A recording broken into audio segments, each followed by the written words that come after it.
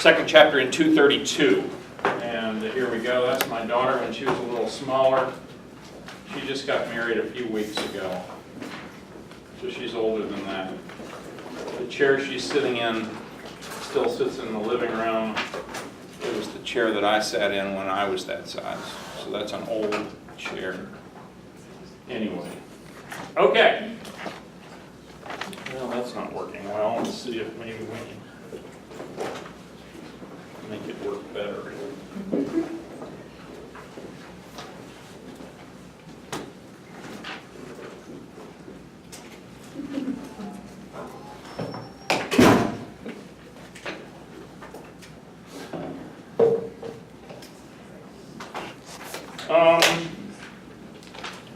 Okay, talking about the sensory information. Let's talk about how does information get to our brains from our body. And we can talk about the afferent system, the way I always remember it, afferent approaching, efferent exiting. Okay? But the afferent is the first one we're going to talk about here mainly, and it involves a set of receptors that are out on the periphery that we're going to learn about, then a set of sensory neurons that are afferent neurons that bring this information up to our spinal cord and into our brain, and then these pathways that they follow through the spinal cord and up to the brain to get where they need to be. Then after that, we'll talk about the efferent division of the nervous system. That's the part that's sending the messages out. Mainly it's these going to the muscles to tell our muscles what to do. It also goes to the glands. It tells our glands when to sweat, tells our glands when to secrete, and things like that. And to do that, we have nuclei up in the brain, those white, gray matter collections within the brain. Motor tracts are the groups of axons and the white matter that's carrying it down, and then the motor neurons, which are the ones that actually affect the muscles and make them contract. Now, you've already studied that. You remember that neuromuscular junction and the release of acetylcholine and it going across the junction and all that jazz. Well, we're going to kind of go back and review that a little bit, and this thing is not working, and I'm very sad about that because, damn it means I have to stand over here. Okay, so let's talk about these specific sensory inputs. The receptors that pick up the conditions out in the periphery, in our skin mainly, that want to tell us what's going on. I've mentioned this before, but when I say somatic, when we say somatic, we're talking about the voluntary muscles that are under our control. And so when we talk about the somatic muscles, that's what it's not. It's not the visceral muscles like the ones in our heart, the ones in our intestines, and so forth. Those are smooth muscle. Those are not under our really they're not under our control. The general senses, which you need to know a little bit about, are temperature, pain, touch, pressure, vibration, and proprioception. Well, I think they're all pretty self-explanatory. Who knows what proprioception is? What's the sense of proprioception? Anybody? Anybody? Well, proprioception is how I know where my hand is. Okay? Without looking at my hand, I know where it is. What? How do I know that? Well, it's because we have proprioceptors in our skin, in all of our joints, in all of our tendons, and so forth. And through experience, through a lifetime of knowing where your hand is, you figured out what that means. So I know right now that I've got one finger pointing, okay? And I know that right now I have three. Without looking at it and without really thinking about it, proprioception is very important. And proprioception, you might want to think of it sort of as coordination. I mean, how does a guy catch a football without knowing exactly where his hands are and how much his elbows are out and all that jazz? And then correlating that with what he's seeing with his eyes.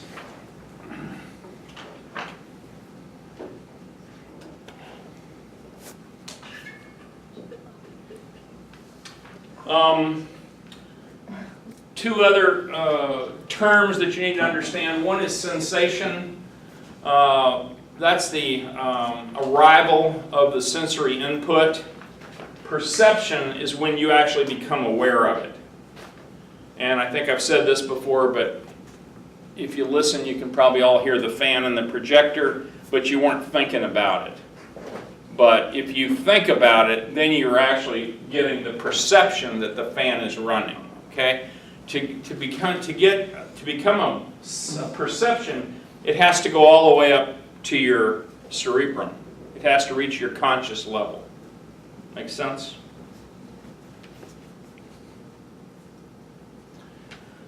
We have 5 special senses that we're going to, we have a chapter on special senses that we'll cover here in a few days. And the 5 special senses are smell, sight, taste, equilibrium, and hearing. We'll just go through those one by one when we get to them. Okay, each receptor, we're going to talk about the receptors first. Each receptor has its characteristic sensitivity. In other words, receptors that perceive temperature do not perceive pain. Sensors that interpret vibration do not interpret pain. Okay? So they're all kind of separate. There are several different kinds of receptors. We're going to go over them here in a second. The receptive field is kind of an interesting concept. It's the area of your skin that is monitored by a single receptor cell. The larger the receptive field, the more difficult it is for you to localize something. Now, one test we used to do in medicine is to test people's degree of sensation, interpretation. And if I could borrow your hand out here for a second, you look the other way. We would do things like this. You'd take a paper clip. This is a paper clip. I'm not going to stick you with it. And I would say, is that 1 or 2? Am I touching you with 1 pin or 2? 1.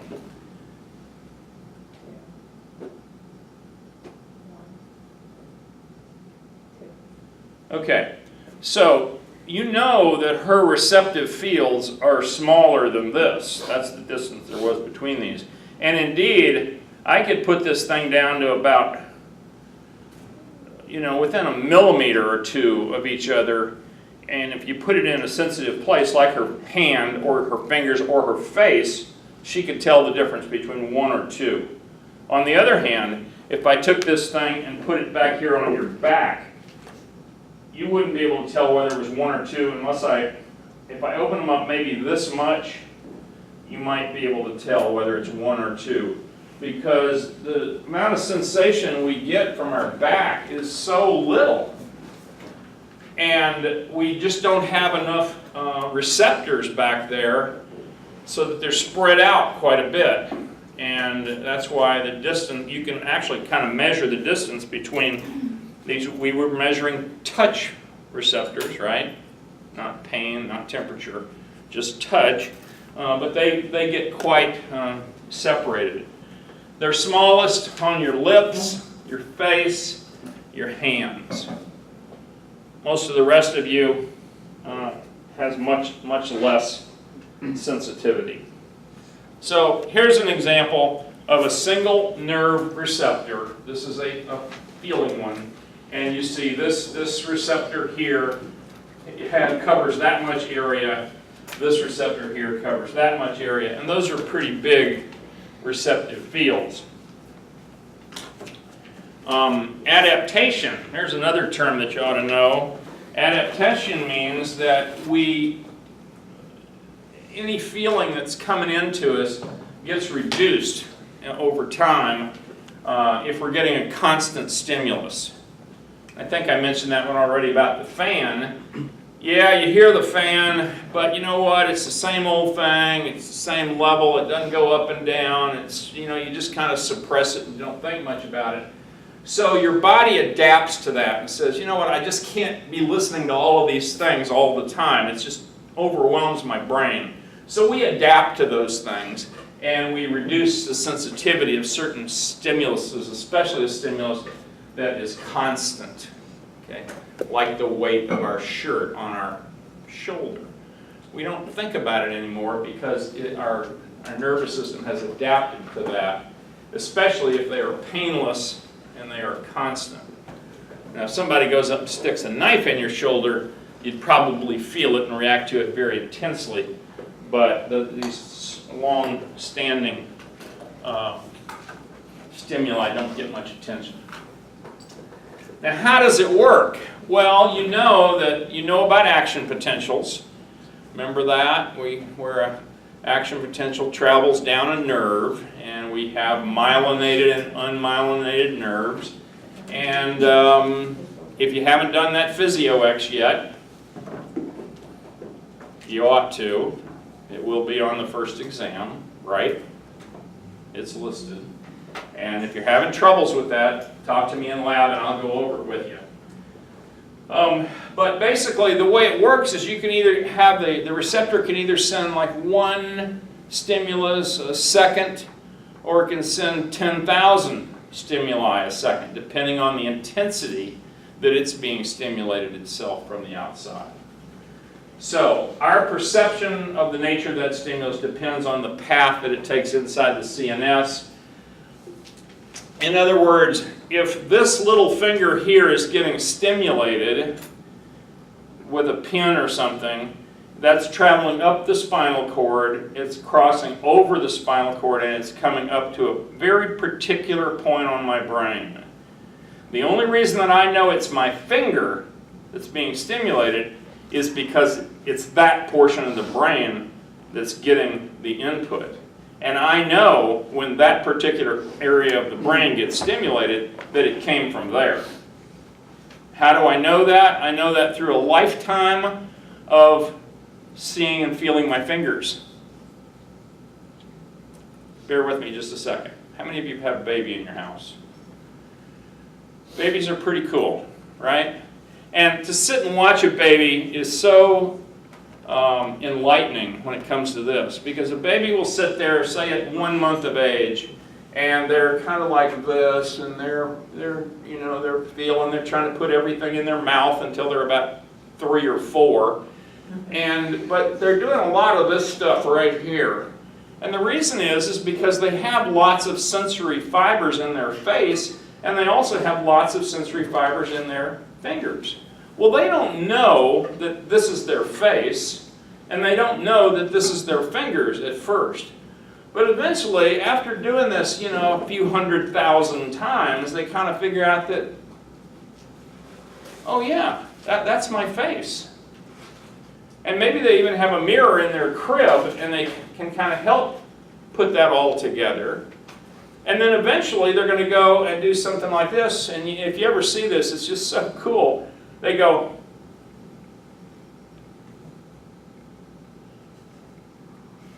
and suddenly they have realized that what they're seeing is what they're feeling, and they're also realizing that what they're seeing is part of them, part of their own body. It took a lot of practice to get that little simple concept down, didn't it? And that's why they kept doing that all that time. Well, eventually, you kind of figure out, oh yeah, that's my arm, and oh yeah, I feel my, but we don't have near as much sensation in all the rest of our body as we do in our fingers and our lips and our mouth and our face. So, once again, the only reason we know it's our face is because the messages are going to that one particular part of our brain that we know from experience controls that particular part of our body. That makes sense? put new batteries in this thing a few weeks ago, and I'm just so irritated. I'm going to stop for a second because I have another one of these things in here.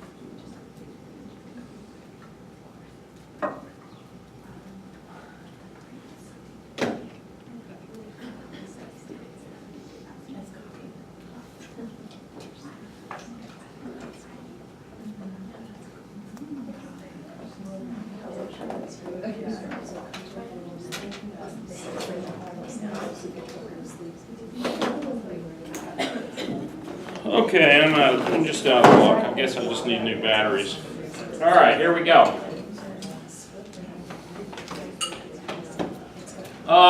Pretty simple stuff here. The frequency and pattern of the action potentials tells you about the strength, the duration, and the variations in the stimulus.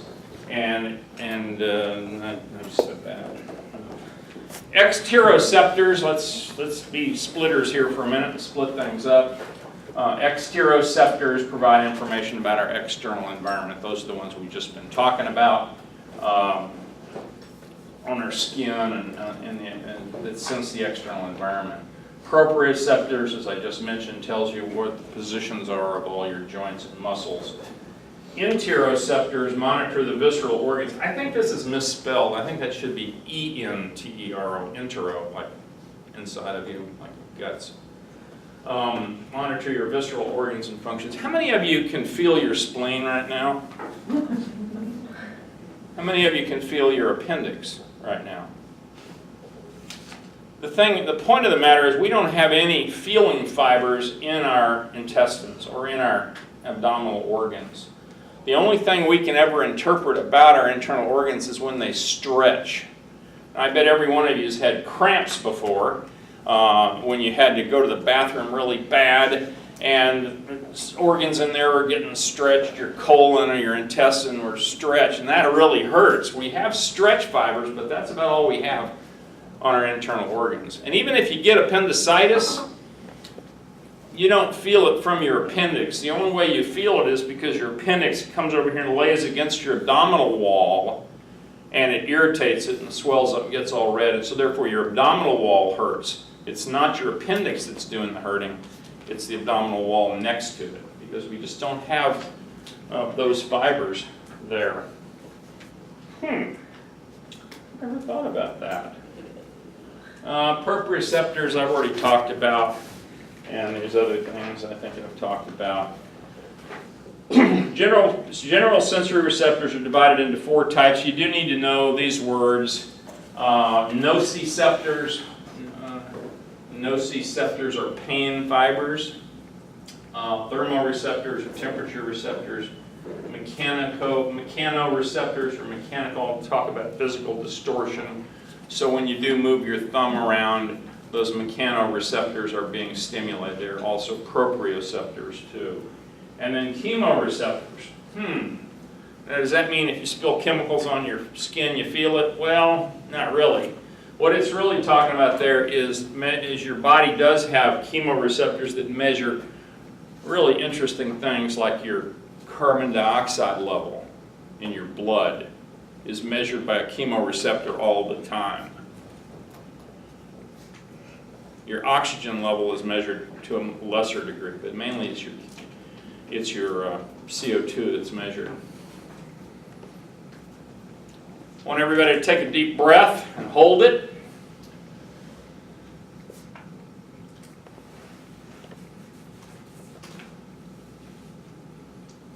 Keep holding it.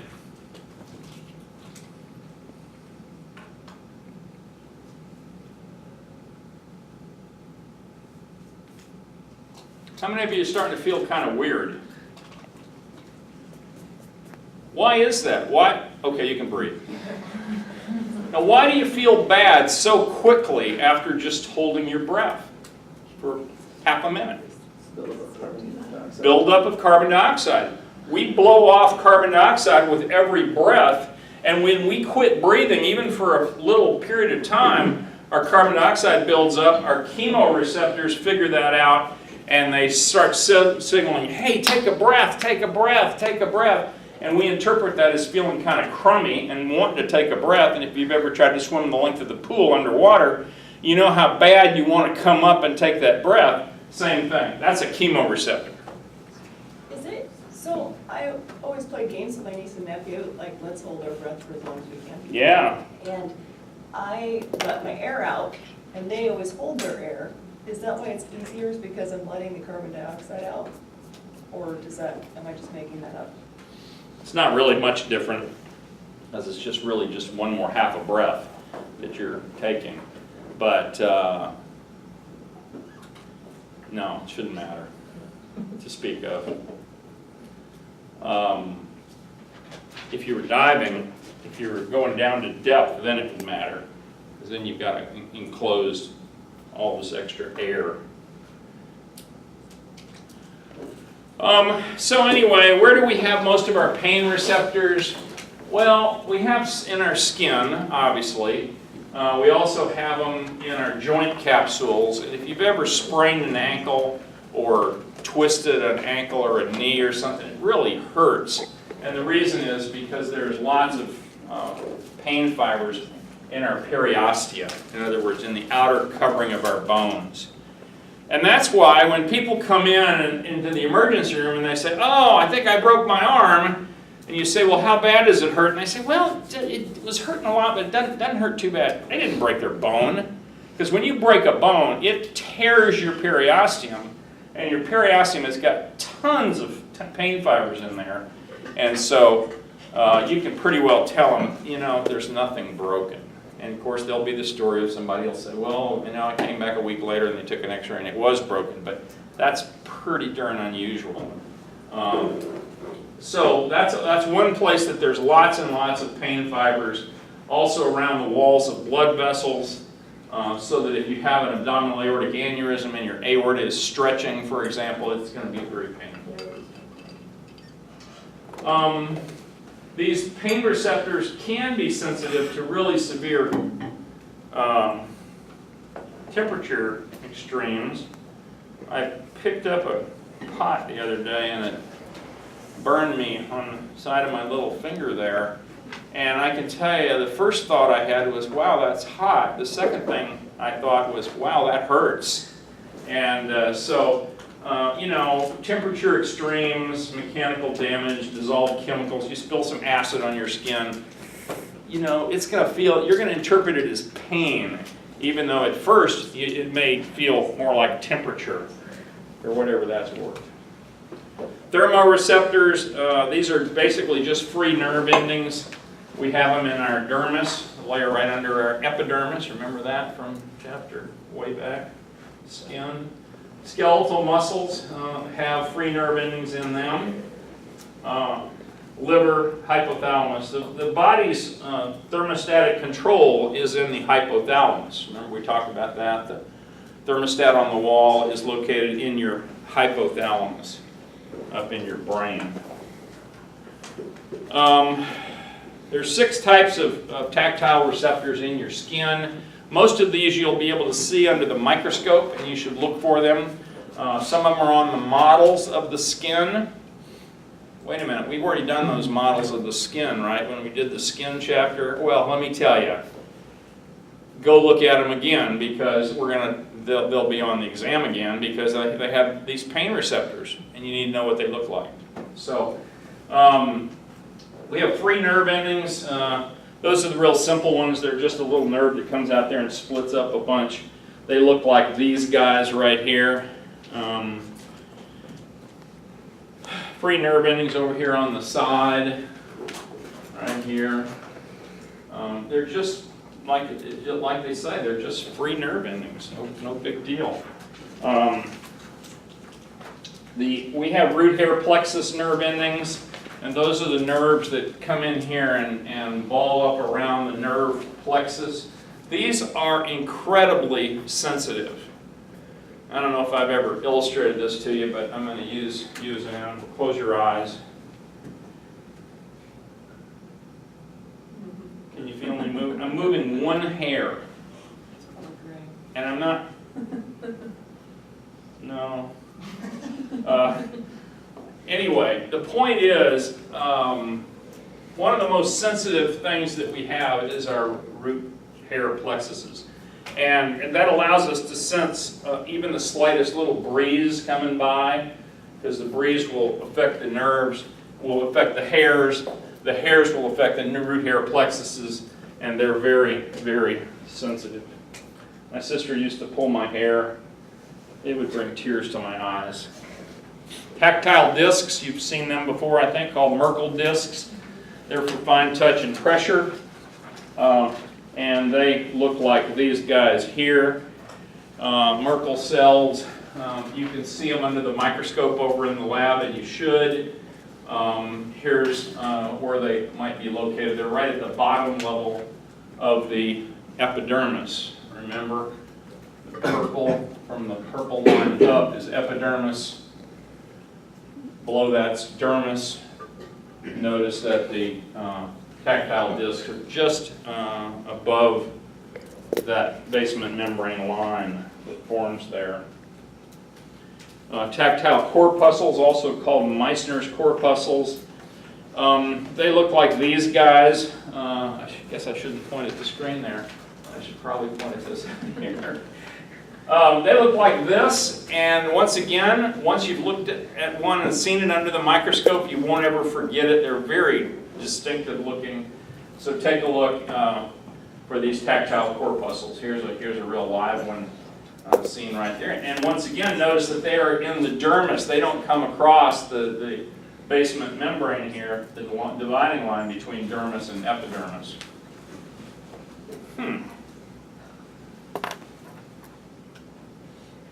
Lamellated corpuscles called Pacinian corpuscles. They're sensitive to deep pressure, and they look like these guys. I always thought they look like a cut onion. And they have a little nerve going into it, but you'll almost never see. This is a really nice schematic showing the nerve going into it, but you'll almost never see that nerve going into it. On the drawings, they can put them in, but usually you don't see that under the microscope because you have to catch it at just exactly the right angle. And I will tell you that there's a slide over there in the lab that's called Pacinian corpuscles in the pancreas. It's in the pancreas. And the pancreas is an organ in your abdomen there that senses pressure really pretty well. And it has, so there's some nice slides. They show these huge Pacinian corpuscles in them. Take a look at that. That'll be the best way to see those, although they are in the skin as well. Ruffini corpuscles are down in the deep layers of the dermis, and they look like these guys over here on the right in here. Usually the Ruffini corpuscles are basically in a muscle. They're in the muscles to help you interpret how much tension the muscle is under as well. So you see they're down into deeper layers where there is some muscle. We have some special preps of those in the lab that you ought to look at, but you'll probably have a hard time finding that just on a plain skin slide. Baroreceptors, barometer, measure pressure changes. Most of the time, these are located in either your blood vessels to correct your blood pressure, And they're also located in your chest to help with the pressure of your chest as you're trying to breathe. They respond very quickly to a change in pressure, but these guys adapt very readily. Most of y'all haven't been sitting there thinking, wow, my blood pressure seems a little high today or seems a little low today, because we just don't think about it much. It adapts very rapidly. Now, if you had a real spike in your blood pressure for some reason, you'd probably feel it, but once again, only for a couple of minutes, and then that would adapt and go away. Proprioceptors I've talked about, I think I've said enough about, and let's just say there's three major groups of these proprioceptors that tell us where our joints are. Muscle spindles are these little coordinated things, kind of like the Ruffini corpuscles that are in the muscle that monitor the muscle length. And without looking, I can tell how long my biceps muscle is by where my arm is. Part of the reason is because of these guys. Part of it is at the Golgi tendon organs. In other words, down here at the end of my biceps muscle where it turns into tendon, there are these kind of receptors that tell us how much tension we have in our muscle at the time. And then we also have the receptors that are just free nerve endings. They're just feeling fibers, but they're in our joints, within the synovial joints, that tell us about movement of where we are, where we're at. Chemoreceptors are basically, as I've already mentioned, they're mostly just measuring water-soluble or lipid-soluble substances, and mainly it's carbon dioxide and oxygen, and I'll just leave it at that. The biggest place for chemoreceptors is in the carotid bodies. The carotid bodies is the place here where the internal carotid comes up and splits into the common carotid splits into the internal carotid, which goes straight to your brain, that we talked about, and the external carotid, which comes out here to your face. And right there in the carotid body that's our body's main blood pressure monitoring spot. There's also some little ones down in the aorta, in the aortic arch, called the aortic bodies. I think that's enough to say about those things. We can monitor pH a little bit, and as you noticed how bad you felt when you held your breath. The reason you're feeling bad is because not only are you holding on to carbon dioxide, but you are becoming more and more acidotic just by holding your breath a few seconds. And that's why those of you guys who go out and try to resuscitate people who have stopped breathing for one reason or another, what's their pH usually? Yeah, it's pretty acidic. They're acidic, that's right, it's low. The pH is low, they are acidotic.